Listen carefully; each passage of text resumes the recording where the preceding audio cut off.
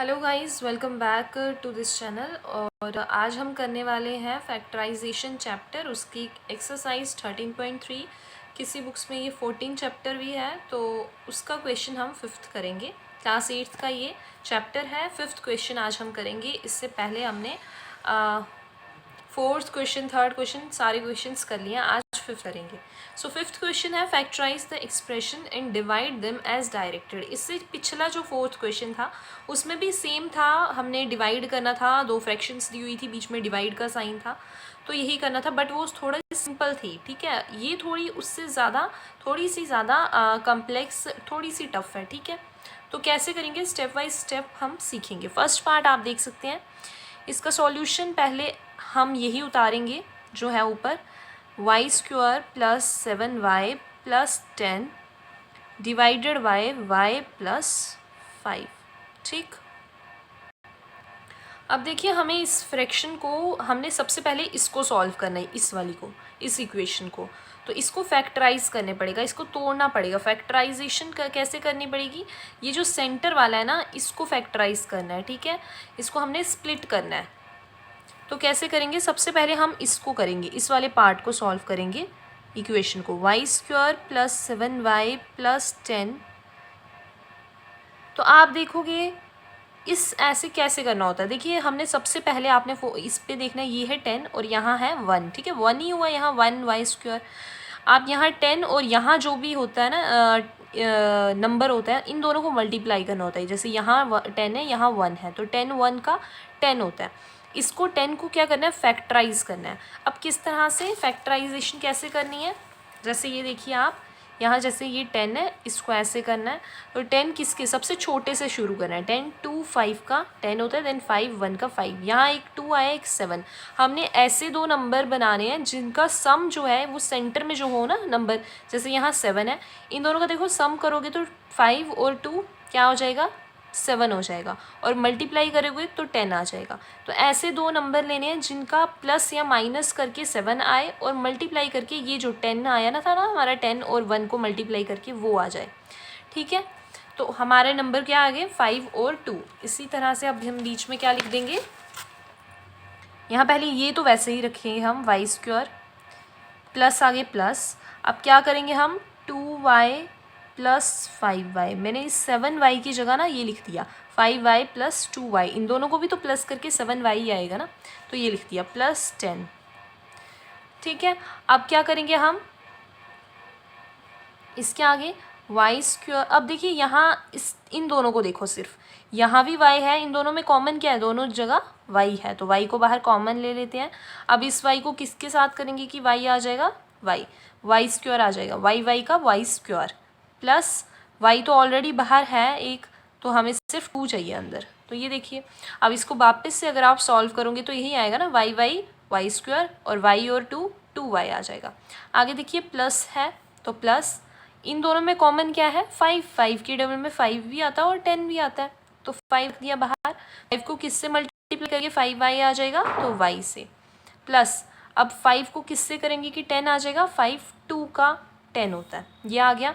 अब क्या करेंगे हम, अब क्या करना होता है, देखिए ये हमेशा हमारी, ये जो ब्रैकेट्स होती है ना, ये हमेशा हमारी सेम आती है। तो पहले तो ये वाला लिखना है, y प्लस 2 कॉमन, ठीक है, एक ही लिखना है, 2 बार नहीं लिखना है, एक ही बार लिखना है, और एक आ जाएगा y प्लस 5, ठीक, जो बाहर होता है वो लिख देना होता है। तो हमारी इसकी वैल्यू क्या आई, ये आई पूरी, ठीक है। तो इसकी जगह अगर हम अब लिखें इस इक्वेशन को, तो कैसे लिखेंगे, now Y square plus 7y plus 10, ये मैं ये वैल्यू उतार रही हूँ, ठीक है, डिवाइडेड बाय y प्लस 5।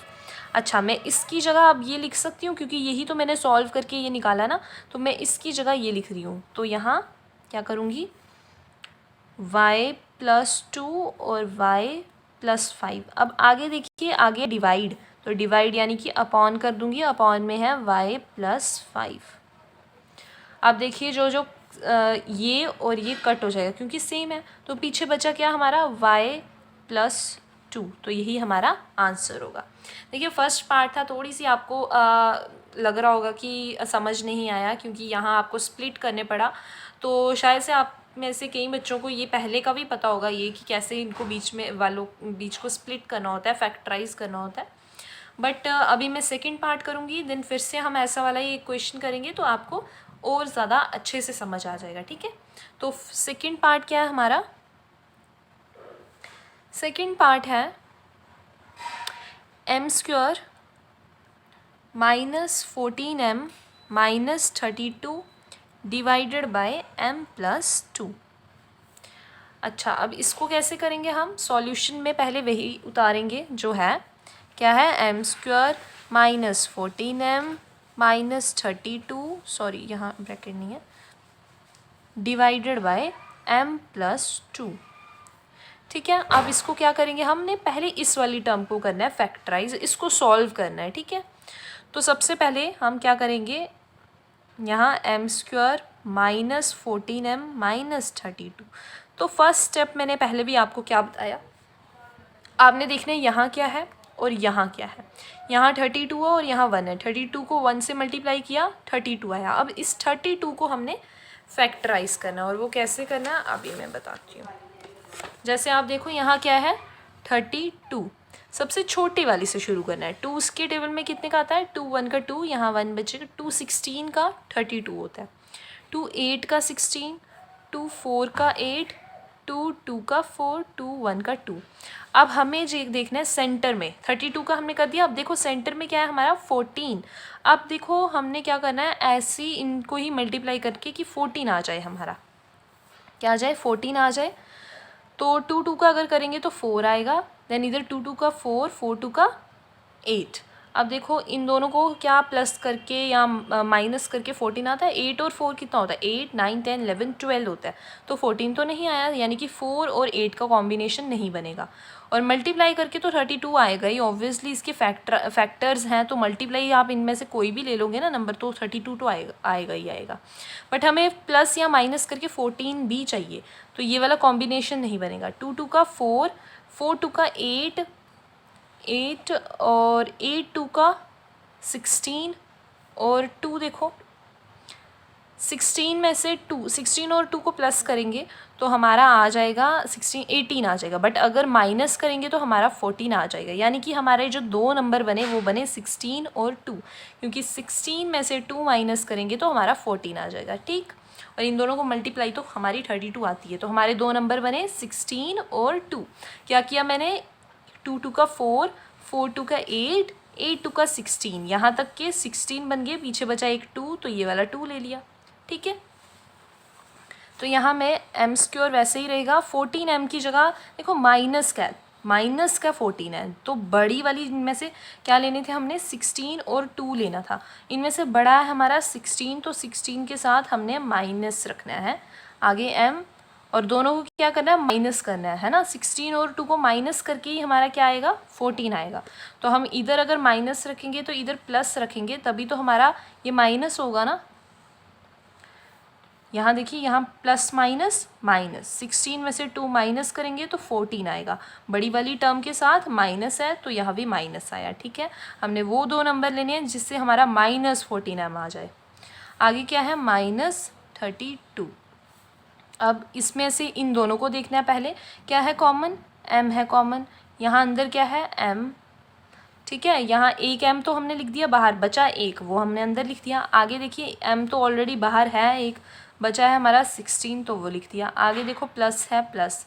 अब इसमें देखो 2 के डिब्बे में 2 भी आता है, 32 भी आता है, तो 2 अंदर m बचा, और माइनस है तो माइनस, और 2 को किसके साथ करेंगे कि 32 आता है, 16, ठीक है। देखिए ये दोनों सेम आए, मैंने कहा था ना हमेशा ये दोनों ब्रैकेट सेम आएगी।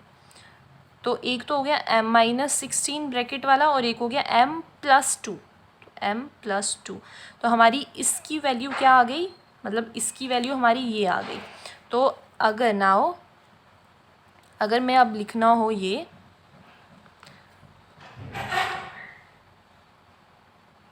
अगर मुझे ये लिखना हो m² -14m -32 divided by m+2, तो इसकी जगह मैं लिख दूँगी ये m-16 और m+2। आगे क्या है, डिवाइड, तो डिवाइड m+2, तो ये कट हो जाएगा क्योंकि सेम है, बचेगा हमारा m-16। तो यही हमारा आंसर होगा। ठीक है, चलिए अब थर्ड पार्ट करते हैं। सो थर्ड पार्ट है 5p² minus 25p plus 20 divided by p-1। तो ये हो गया हमारा थर्ड पार्ट। तो इसका सॉल्यूशन अब हम करेंगे। सॉल्यूशन पहले वैसे ही उतारेंगे, 5p² माइनस 25p प्लस 20। सबसे पहले हमने इसको फैक्टराइज करना है। किसको? इसको। तो यहाँ लिख लेते हैं 5p² माइनस 25p प्लस 20। देखिए जब भी आपने ये वाली को सॉल्व करना है तो ध्यान से करना है। आप देखिए यहाँ भी 5 की टेबल में 5 आता है, यहाँ 25 भी 5 की टेबल में आता है, 20 भी 5 की टेबल में आता है। तो क्यों ना हम 5 को कॉमन ही ले लें ताकि हमारी इक्वेशन सॉल्व करने में, फैक्टराइजेशन बीच में स्प्लिट करने में हमें आसानी हो जाए। क्योंकि देखिए यहाँ 25 का करेंगे तो 100, देन 100 के फैक्टराइजेशन निकालने पड़ेगी, फैक्टर्स निकालने पड़ेंगे, तो थोड़ा सा हमें बड़ा पड़ जाएगा मेथड। तो हम क्या करेंगे, इसको सिंपल 5 को बाहर कॉमन निकाल देंगे और अंदर रहेगा p² माइनस 5p प्लस 4। कैसे आया ये? तो देखिए कैसे आया। यहाँ देखिए 5 को किसके साथ करेंगे कि हमारा 5p², तो 5 तो बाहर निकला हुआ है, अंदर रहेगा 5p²। अब आगे माइनस था तो माइनस 5 को किसके साथ करेंगे कि हमारा 25 आ जाएगा 5 के साथ, तो साथ में p तो रहेगा।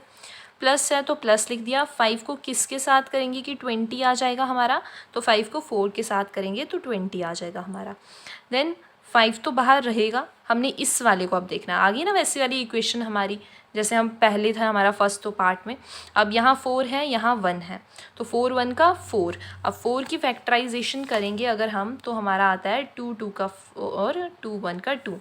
अब देखिए हम किसको करें इसमें से कि हमारा क्या आ जाए। यहाँ 1 है, यहाँ मतलब 1 1 का हम 1, तो देखिए अगर हम करें 4 और 1 को ले लें तो इन दोनों का प्लस करके हमारा क्या आ जाएगा 5 आ जाएगा, और दोनों को मल्टीप्लाई करके भी हमारा क्या आ जाएगा 4 आ जाएगा। तो हमें 4 और 1 को लेने पड़ेगा। ठीक है, तो 4 और 1 को लेंगे तो p², बड़े के साथ हमने माइनस रखना है, दोनों के साथ माइनस ही रखना है। क्यों?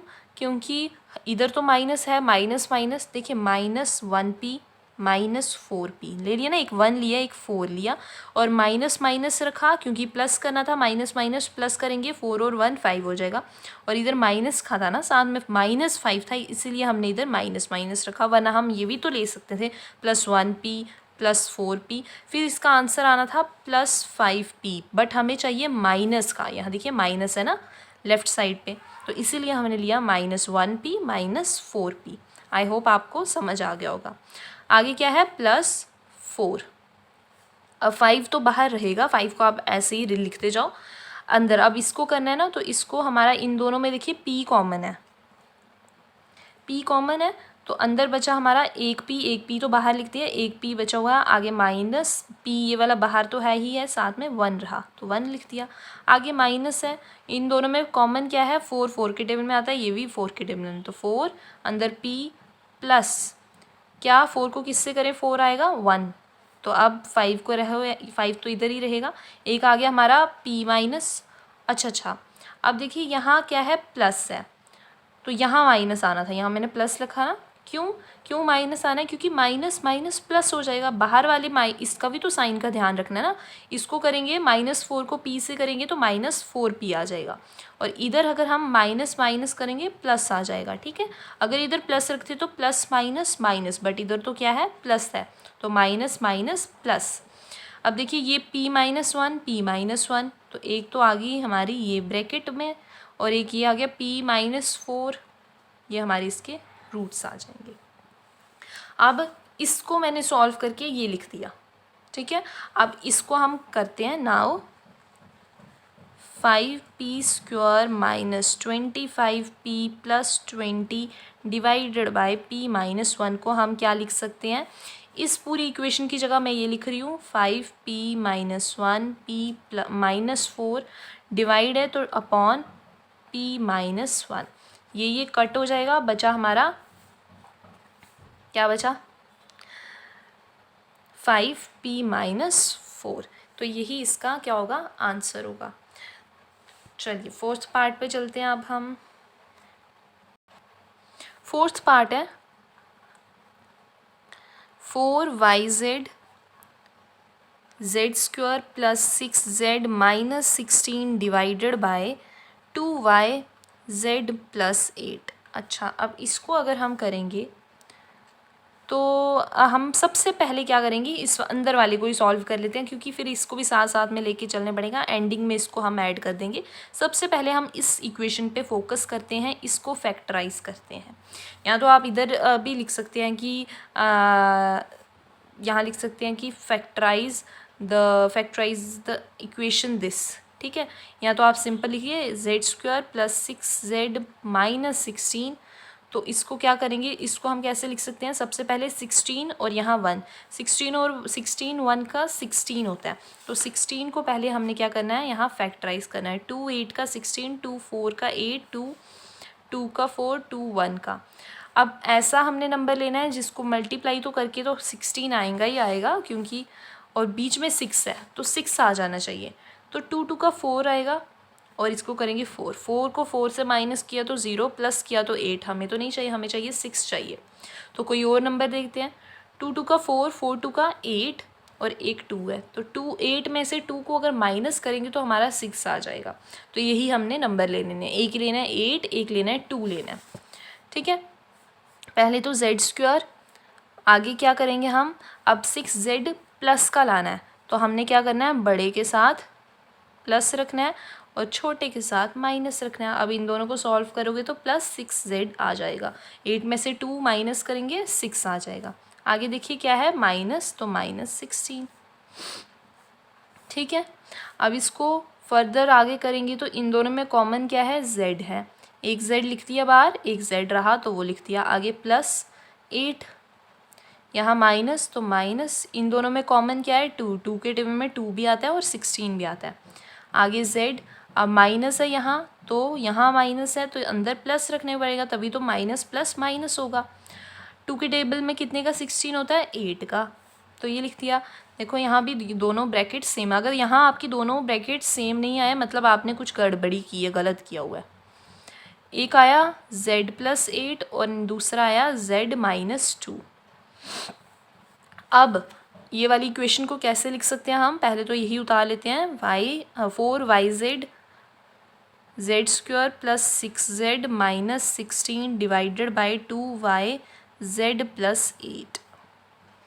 अब क्या करेंगे हम, 4yz और इस इक्वेशन की जगह हम ये वाली इक्वेशन लिखेंगे, z प्लस 8 और z माइनस 2 अपॉन क्या है, 2yz प्लस 8। अब ये तो कट हो जाएगा, यहाँ 2 2 का 4 हो जाएगा और y कट हो जाएगा। बचा क्या हमारे पास, 2, ये वाला z और एक ये z माइनस 2। तो यही हमारा आंसर होगा इस वाली क्वेश्चन का, ठीक है। चलिए अब नेक्स्ट वाला पार्ट करते हैं, फिफ्थ क्या है, फिफ्थ है 5pq p² minus q² divided by 2p p plus q। अब देखिए यहाँ जो है आइडेंटिटीज़ आपको लर्न होनी चाहिए, ठीक है ना। तो कैसे करेंगे इसको हम, सबसे पहले हम लिखेंगे ये 5pq p² सेम वैसे ही उतार रही हूँ जैसे ऊपर लिखा हुआ है, 2p p प्लस q, ठीक है।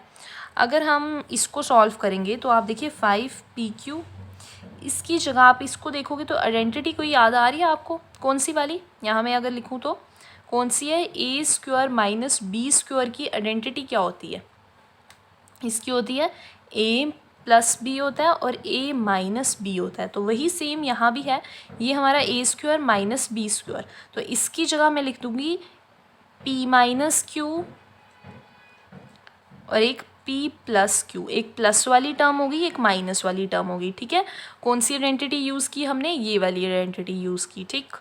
आगे क्या है, अपॉन, तो अपॉन यहाँ क्या है नीचे 2p पी प्लस क्यू हो गया ना सिंपल। इसमें कोई हमने फैक्टर्स निकाले, कोई मिडिल टर्म को स्प्लिट नहीं किया, तो सिंपल, क्योंकि इसमें ये वाली आइडेंटिटी का यूज़ होना था। हमने दिमाग लगाना है कि हमें क्वेश्चन में क्या पूछा हुआ है, ठीक है ना, कि हमारी जो इक्वेशन यहाँ जो पार्ट है इसमें क्या है। यहाँ देखिए आप P square minus Q square था, तो यहाँ आइडेंटिटी यूज़ होनी थी। सिंपल हमारा हो गया। अच्छा, ये और ये तो कट हो जाएगा, और यहाँ P और ये वाला P कट हो जाएगा। अब कुछ और कट हो रहा है नहीं, तो हमारा आंसर आ जाएगा 5Q, और यहाँ P माइनस Q और अपॉन 2 भी है, तो अपॉन 2। ठीक, ये हमारा हो जाएगा 5th का आंसर। अब हम करेंगे 6th part. Okay, so this is our 6th part. इसको कैसे करेंगे सॉल्व, तो इसमें सबसे पहले हम इसको ही सॉल्व कर लेते हैं। तो इसको करेंगे, अगर हम सबसे पहले इसको लिखेंगे, ठीक है, 9x² माइनस 16y²।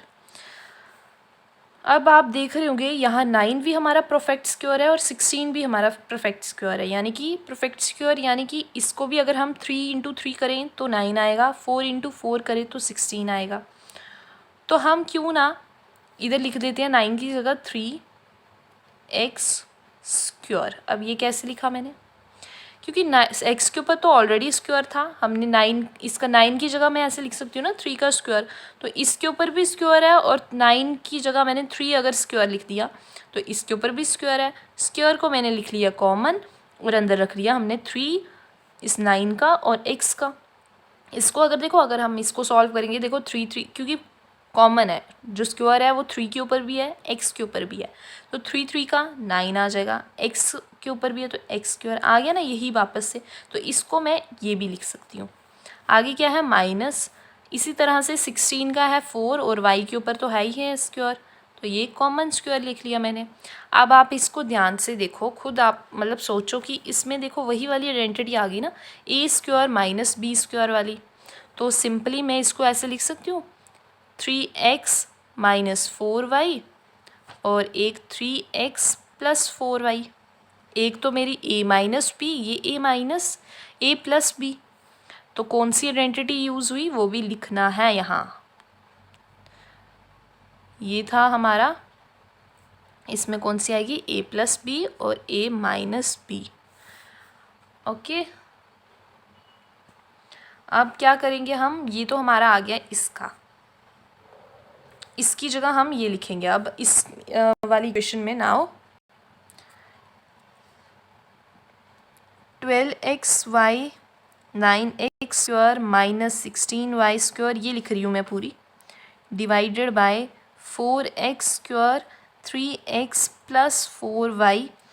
इसकी जगह मैं लिख रही हूँ ये पूरी इक्वेशन, यही हम निकाली ना अभी, 3x, इसमें सिर्फ हमने 9x² माइनस 16y² की निकाली थी, ये वाला थोड़ी था, तो ये वाले लिखनी पड़ेगी। 12xy, इसकी जगह हम लिखेंगे ये 3x minus 4y 3x plus 4y, divide है तो डिवाइड, ये लिख लेंगे 4xy 3x प्लस 4y। तो ये कट हो जाएगा, ये भी प्लस वाला, ये भी प्लस वाला, 3, ये मतलब सेम है ये। यहाँ देखेंगे तो 4 3 का 12 होता है, यहाँ x भी कट और y भी कट, हमारा बचा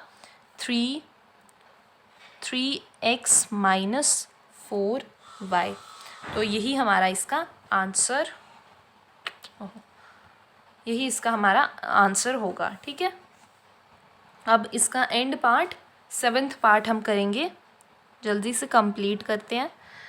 तो क्या है, 39y³ 50y² minus 98 divided by 26y² 5y plus 7, ठीक है। अब इसको कैसे करेंगे हम,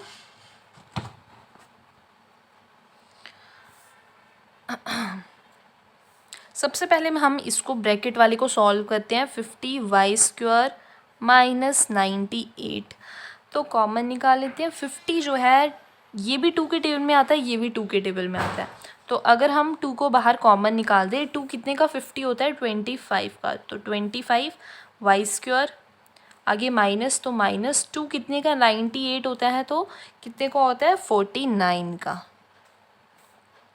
तो ये तो हमने इसको सॉल्व कर लिया। अगर हम फर्दर इसको देखें ध्यान से तो 25 भी हमारा परफेक्ट स्क्वायर है और 49 भी।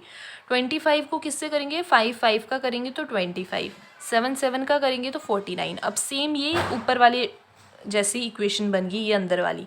तो 2 को तो रखेंगे साथ में, इसकी जगह में 25 किसका होता है, 5 का स्क्वायर होता है। 5 का स्क्वायर और y के ऊपर भी स्क्वायर है तो कॉमन ले लेंगे स्क्वायर, तो ये आ गया। आगे माइनस, यहाँ हम 7 का स्क्वायर लिख देंगे सिंपल, क्योंकि इसके पास तो ना x है y है तो हमने यहाँ नहीं लिखना। 49 का सिंपल 7 स्क्वायर हो गया। अगर इसको फर्दर हम करेंगे तो वही वाली आइडेंटिटी बन गई ना, यहाँ a square minus b square.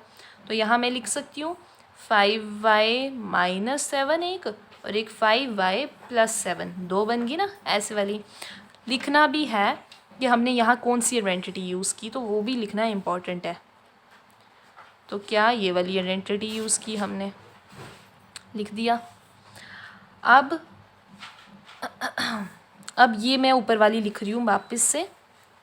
Now 39y³ 50y square minus 98 divided by 26y² 5y plus 7। तो अब मैं इसकी जगह ये 39 को मैं अगर थोड़ा सा खोल के लिखूं तो 39 जो होता है वो 3 इंटू 13 करने पे हमारा 39 आ जाता है ना। देखो 13 3 का कितना होता है, 3 3 का 9, 3 1 का 3। तो मैं 39 की जगह 13 इंटू 3 लिख देती हूँ। तो यहाँ मैं 39 की जगह 3 इंटू 13 लिख दिया। आगे क्या है, y का क्यूब, तो y का क्यूब। आगे इसकी जगह हमने ये निकाला अभी, तो इसकी जगह मैं लिख दूँगी ये, तो इंटू 2 5y माइनस 7 और 5y प्लस 7। आगे क्या है, डिवाइड, तो डिवाइड हो गया। क्या है, 26y स्क्वायर। अब 26 को भी अगर मैं थोड़ा तोड़ूं तो आप देखोगे 26 जो होता है वो कितने का होता है, 2 इंटू 13 का। करो 13 और 2 को मल्टीप्लाई, तो क्या होता है 2 6 का 2 3 का 6, 2 1 का 2। तो मैं 26 की जगह 2 इंटू 13 लिख देती हूँ। आगे क्या है, y स्क्वायर, तो y स्क्वायर, और आगे क्या है 5y प्लस 7। अब यहाँ देखो ये और ये कट हो गया, यहाँ से मेरा 3y और नीचे 2y है, तो ऊपर कितने बचेंगे, 1y बचेगा, है ना। तो ऐसे कर दूँ कैसे, मैंने देखो ऊपर क्या है हमारे, यहाँ मैं रफ में करती हूँ, ऊपर 3y थे हमारे और नीचे 2y थे। ये y कट, एक ही y बचेगा ना, तो वही मैंने इधर कर दिया शॉर्ट में। ठीक, यहाँ से 13 और 13 कट हो गया, ये 2 और ये 2 कट हो गया। थोड़ा सा इधर आपको वो हो गया, मिक्स हो गया सब, बट ध्यान से आप देखो यहाँ बचा है 3 और कुछ बचा है यहाँ आगे नहीं, सिंपल ये बचा हुआ एक ही बचा है 5y माइनस 7। सो यहाँ 3y भी है ना साथ में, यहाँ y भी आएगा, ये y एक जो बचा था। तो 3y 5y माइनस 7, ये इसका हो गया आंसर। सो ये था एंड पार्ट हमारा। आई होप आपको अच्छे से समझ आ गया होगा। थोड़ी सी पिछले वाले क्वेश्चन से ये थोड़ा कॉम्प्लेक्स है, थोड़ा सा टफ है, बट आप जितनी प्रैक्टिस करोगे उतना ज़्यादा आपको समझ आ जाएगा और ये क्वेश्चंस जो है वो दिमाग में रहेंगे। बस आपने ध्यान रखना है कि कैसे इसको फैक्टराइज, कैसे हमने वो जो मिडिल टर्म्स लेनी होती है स्प्लिट करके, उसको कैसे लेना है। तो मिलेंगे नेक्स्ट वीडियो में नेक्स्ट क्वेश्चन के साथ, और जो भी आपको आपकी क्वेरी हो आप मुझे कमेंट सेक्शन में बता सकते हैं या पूछ सकते हैं। So thank you and bye bye.